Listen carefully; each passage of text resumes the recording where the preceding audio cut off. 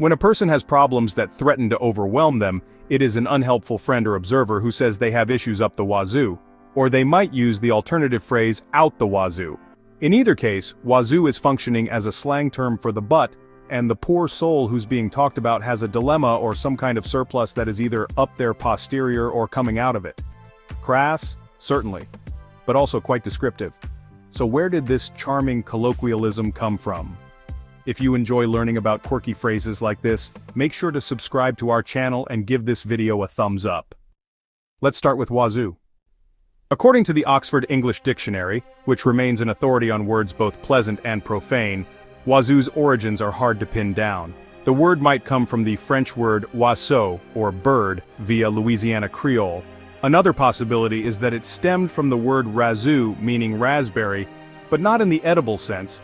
Razoo was late 1800s slang for giving someone raspberries, or showing them contempt.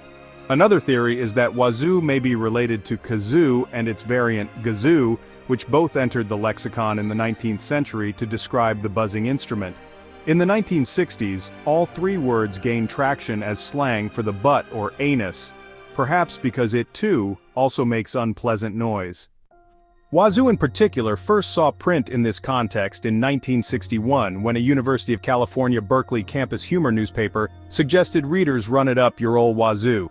And in Francis Pellini's 1965 novel Glover, a character mentions a place featuring blokes up the goddamn gazoo and out. Pellini was using the phrase like we use up the wazoo today, implying usually unpleasant excess or abundance.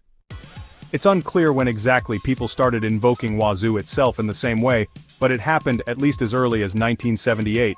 That year, the Honolulu Star-Advertiser observed that Wally Amos, of famous Amos cookie fame, was up his wazoo and kazoos as a result of handing them out at a baseball game. By the 1980s, up the wazoo in the posterior sense had begun to proliferate across published works. The OED's first citation appeared in New York's Syracuse Herald-Journal in 1981. There comes a time in performing when you just do it. You can have theory up the wazoo. Meanwhile, Green's Dictionary of Slang cites the 1983 book, Gardens of Stone, I Got Paperwork Up the Wazoo. Eventually, up the wazoo and out the wazoo eclipsed their kazoo and gazoo counterparts, and even other wazoo phrases including pain in the wazoo. Per the OED, both of the former phrases mean in great quantities, in abundance, to excess, but Green's has slightly different definitions. Out the wazoo simply means to excess, while up the wazoo has a more negative connotation, meaning full up, as much as one can handle, to excess, all over the place. So if one has an issue up the wazoo, it means the problem has gotten out of hand. If a situation has been described as going out the wazoo, then the excess isn't necessarily a problem. One could have money out the wazoo with no complaints. Bills up the wazoo, however, would be a different story. In all instances, a writer or speaker is able to communicate a crude meaning without running afoul of manners or editorial guidelines, which may help explain how the word wazoo caught on in the first place. Even the Wall Street Journal was an early champion. One 1971 article stated that golf is quite safe, the greatest risk being the possibility of a long drive plunking some poor fellow in the wazoo. But wazoo has not been the sole purview of the anus. According to Green's, wazoo was used in print as a euphemism for the vagina as early as 1962.